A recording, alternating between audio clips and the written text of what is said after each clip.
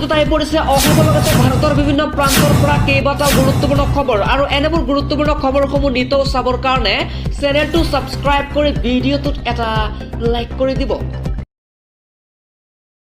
প্ৰথমটো খবৰ, অসহায় হৈ এছআই দেনজ্যোতি লিয়ে দাখিল কৰিলে এজাহাৰ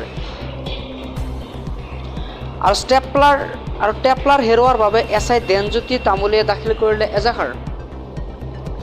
বৈষ্ঠ থানাত সংঘটিত হৈছে এক ভয়ংকৰ ঘটনা। এই মুহূৰ্তত জনাইছো এটা ব্ৰেকিং নিউজ। এবাৰ চিচিটিভি ফুটেজ পৰীক্ষা কৰি দোষীক শাস্তি দিবলৈ অনুৰোধ জনাইছে বিষয়াজনে।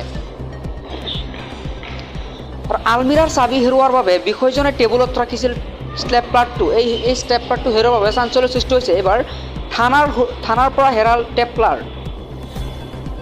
এতিয়া অসহায় হৈ আৰক্ষীয়ে দিলে গোচৰ। পৰৱৰ্তী খবৰ, লাখ লাখ হিতাধিকাৰী একাউণ্টত সমবোধন। হয়, আপুনি ঠিকেই শুনিছে, লাখ লাখ হিতাধিকাৰী একাউণ্টত সমবোধন। 10 তাৰিখ শুক্ৰবাৰে পুৱাতেই একাউণ্টত সমবোধন। ইফালে অৰুণোদয় আঁচনিৰ 1250 টকা ধন সোমাব আপোনাৰ একাউণ্টত। লগে বৃদ্ধ পেঞ্চন আঁচনিৰো ধন সোমাব একাউণ্টত আৰু বিধৱা পেঞ্চনৰো ধন সোমাব হিতাধিকাৰী একাউণ্টত। ইফালে লাখ লাখ ৰেচন কাৰ্ডৰ হিতাধিকাৰীয়ে লাভ কৰিব ৰেচন কাৰ্ড আৰু 10 তাৰিখৰ পৰা 16 তাৰিখৰ ভিতৰত সংগ্ৰহ কৰিব লাগিব ৰেচনৰ সামগ্ৰী। অন্য সুৰক্ষা সপ্তাহত ৰেচন সংগ্ৰহ কৰাটো বাধ্যতামূলক হ'ব আপোনাৰ বাবে। প্ৰতি মাহৰ 10 তাৰিখে হিতাধিকাৰীৰ একাউণ্টত ধন সোমোৱাটো নিশ্চিত কৰিছে ৰাজ্য চৰকাৰে আৰু আপোনাৰ হাতত আছে মাত্ৰ 3 দিন। 3 দিন পিছতে আপুনি পাব ধন। পৰৱৰ্তী খবৰ, সাম্প্ৰদায়িক মন্তব্য কৰি এইবাৰ বিপদত পৰিছে মৌলানা বদৰুদ্দিন আজমল। বদৰুদ্দিন আজমলৰ বিৰুদ্ধে এতিয়া থানাই দাখিল কৰা হৈছে এজাহাৰ। সাম্প্ৰদায়িক মন্তব্য কৰাৰ অভিযোগত দাখিল কৰা হৈছে এজাহাৰ মৌলানা বদৰুদ্দিন আজমলৰ বিৰুদ্ধে।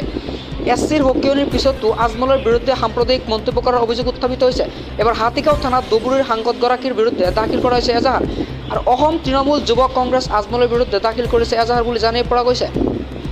আৰু ভাৰতত শাসন কৰিবলৈ মুছলমানৰ ভৰি ধুই পানী খাব লাগে বুলি এক ডাঙৰ বিস্ফোৰক মন্তব্য কৰিছিল বদৰুদ্দিন আজমলে আৰু সেইবাবেই তেওঁৰ 24 ঘণ্টা নহওঁতে ছত্তীশগড়ত দ্বিতীয়টো এজাহাৰ দাখিল কৰা হৈছে।